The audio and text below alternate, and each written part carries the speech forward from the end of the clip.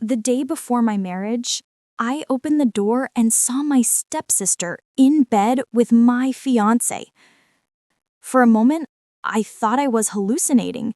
The lace of my wedding veil still draped across my arm, the bouquet list clutched in my hand, and there they were, tangled in satin sheets, laughing, moaning, oblivious to the sound of my heart shattering into dust. My fiancé, Ethan, the man who had sworn on his knees last week that I was the love of his life, the woman he wanted to protect forever, had his arms wrapped around Sabrina, my stepsister, my own blood.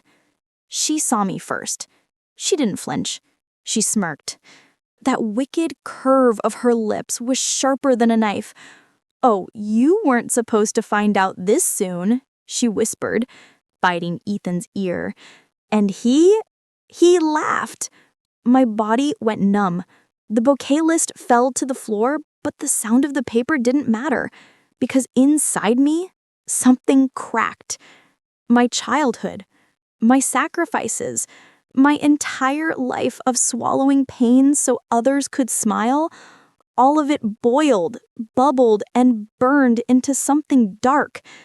I didn't scream. I didn't cry. I just stared. Because at that moment, I realized something terrifying. They thought I was weak. They thought I'd walk away, heartbroken and shattered. But I knew. This wasn't the end. This was the beginning. And none of them were ready for the woman I was about to become. I grew up as the outsider in my own home. My father remarried when I was 10, and Sabrina entered my life like a thorn wrapped in silk. Everyone adored her golden hair, her sweet smile, her ability to make every room hers. Me? I was the shadow, the daughter who should be grateful. Clean the table, don't wear that dress, it's Sabrina's color. Why can't you be more like her? These words from my lullabies. Every chore I did, every humiliation I swallowed was brushed aside. They didn't call me daughter. They treated me like the maid they never had to pay. And I endured. Because what else could I do? I promised myself that one day I'd escape. When Ethan came into my life, I thought he was the escape. He was charming, polished, the kind of man who looked at me like I wasn't invisible. He said he loved how real I was, how unlike Sabrina I seemed. For the first time, I felt seen. My family approved instantly. Of course they did. Ethan was wealthy, successful, a perfect match.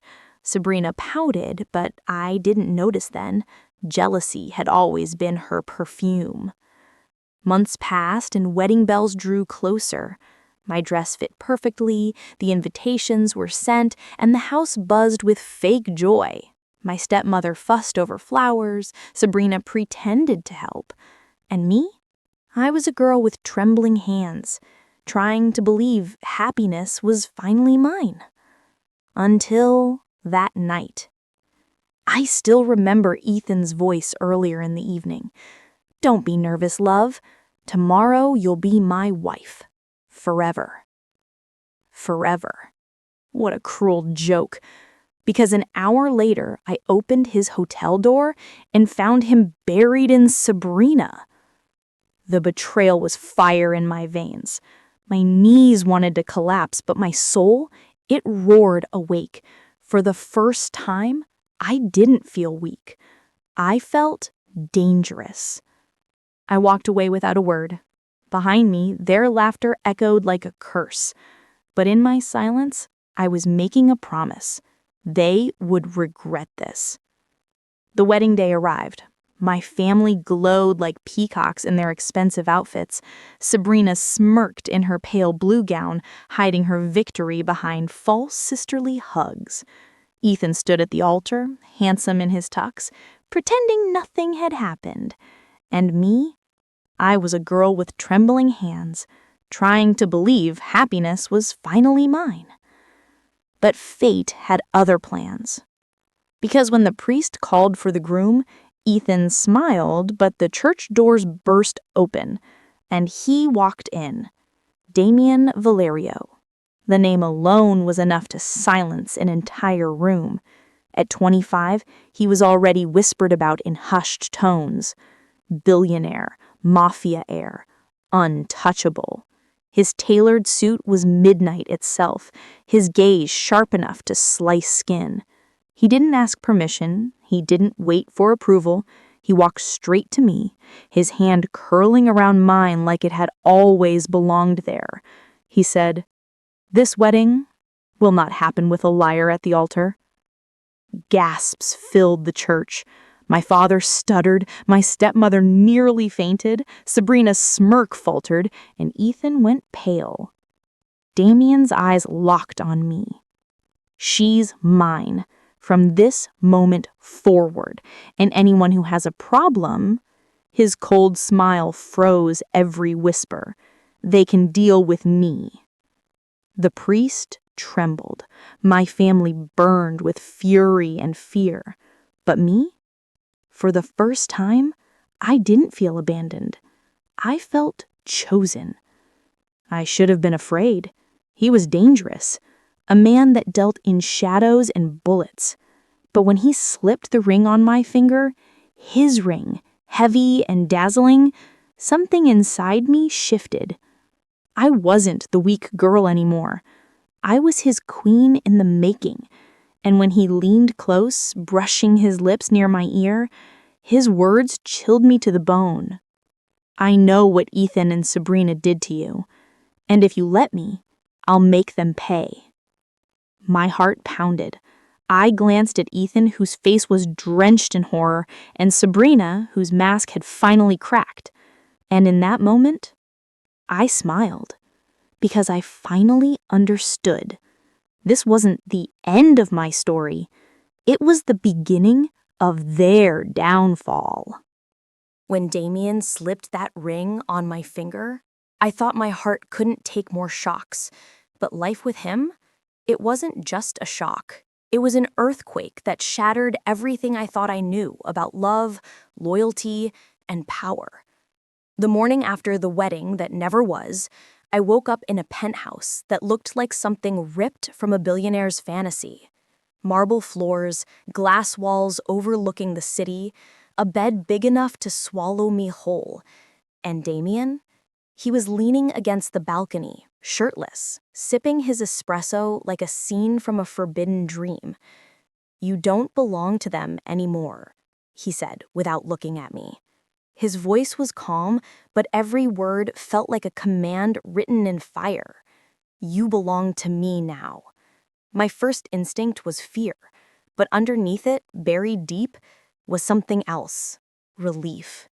Because for once, I wasn't alone. Damien spoiled me senseless. Shopping trips where the price tags had more zeros than I'd ever seen. Cars that purred like predators. Dinners under chandeliers that cost more than my childhood home. He didn't just buy me things. He made me feel untouchable. But here's the truth no one tells you. When a mafia boss loves you, it's never simple. I learned fast that Damien's world was painted in blood and power. Men in suits with guns in their belts bowed when I entered the room. Business meetings ended with contracts signed in ink and sometimes in fear. And every time Damien held my hand in front of them, I saw it. Respect. Not for me, the girl who used to scrub floors, but for the woman at his side. Still, shadows followed us. Ethan and Sabrina didn't vanish. Like cockroaches, they crawled back, trying to sneak into my life again. One night, I received a message. No sender, just a picture. Ethan and Sabrina holding champagne, smirking. A caption below it, "You'll never really win. You're still nothing." I showed it to Damien. His jaw tightened, and he crushed the phone in his hand like it was made of paper. "They're playing with fire," he said, his eyes colder than ice. "And I'll let you light the match. The more I lived with Damien, the more secrets I uncovered. Ethan hadn't just been my fiancé. He'd been planning to marry me because of a business alliance my father promised, an alliance worth millions. And Sabrina, she'd always wanted to be me, my life, my chances, my happiness. When she couldn't have them, she took what was mine just to break me. But here's the thing about revenge. Once you taste it, you crave more. I began to play their game, pretending to forgive, answering their fake apologies with smiles sharp enough to cut glass. I let them believe they could still manipulate me. And behind the mask, Damien and I were building the perfect trap. It all came crashing down at a charity gala. The room glittered with diamonds, chandeliers, and champagne towers. Sabrina floated in wearing a silver gown, clinging to Ethan's arm, both of them acting like royalty. My parents beamed at them, ignoring me, as usual. But when Damien entered with me on his arm, the room shifted. Conversations stopped, eyes widened, my parents' smiles froze. Because Damien wasn't just a man, he was a storm wrapped in silk. He made his speech, charming, flawless, and then casually dropped a bomb. Some people in this room know what betrayal feels like. Some even commit it in their own families. His eyes flicked to Ethan and Sabrina. The crowd followed. Murmurs rose. Sabrina paled. Ethan stiffened. Damien pulled me closer, kissing the back of my hand like I was a queen. But betrayal has consequences. Tonight, the masks come off. Then the screens lit up. Photos, videos, proof. Ethan sneaking into Sabrina's room, Sabrina bragging about how she would destroy me, and a recording. Ethan laughing about marrying me for money. The crowd gasped. My parents nearly collapsed. My stepmother grabbed Sabrina's arm, hissing. My father tried to defend Ethan, but the evidence was undeniable. Sabrina screamed. Ethan tried to run, but Damien's men blocked every exit. And me? I stepped forward, my heels clicking like gunshots. "Funny," I said, my voice steady. "You both thought I was weak. You thought you could humiliate me. But here I am, and there you are, stripped of your masks, exposed as the liars you've always been." The crowd applauded, some cheered. Sabrina sobbed. Ethan clenched his fists. And Damien? He just smiled, pride glowing in his eyes. But I wasn't done. "Do you want to know what the difference between us is?" I asked, stepping closer to Sabrina. "You betrayed me for nothing. I betrayed you for everything, and now I get to watch you choke on the ruins of your own lies." That night, their world ended. Ethan lost his job, Sabrina was shunned. My parents' reputation crumbled. Everything they'd built on greed and cruelty went up in flames. And me? I rose from the ashes. But revenge wasn't the end. There were still shadows in Damien's world, rivals who whispered threats, enemies who wanted his empire. And somehow, my family, desperate, broken, tried to sell information about Damien to those rivals. It was my father. Of course it was. The man who never saw me as more than a burden. When Damien found out, he didn't raise his voice, he didn't threaten. He simply said, "Do you want me to handle this, or do you want the honor?" I looked at my father, the man who called Sabrina his real daughter while making me scrub floors, the man who sold me off for an alliance, the man who had betrayed even Damien to save his own skin. For once, he looked small, powerless, afraid. "I'll do it," I whispered, and I walked away from him. Because sometimes, revenge isn't about destroying someone with your hands. Sometimes, it's about leaving them with nothing, not even the chance to hurt you again. Months passed. Life with Damien was fire and silk. He spoiled me beyond reason. But more than that, he respected me. Me, the girl they called a maid. Me, the woman they tried to break. One night, on the same balcony where I'd first seen him shirtless and dangerous, Damien wrapped his arms around me and whispered, "You're not just mine, you're my queen. And anyone who tries to hurt you," he lips brushed my ear, "is already dead." I smiled, not because of the threat, but because I believed him. And as I looked out over the glittering city, I realized something. They had tried to bury me, my fiancé, my stepsister, my family. But they forgot one thing. I wasn't soil.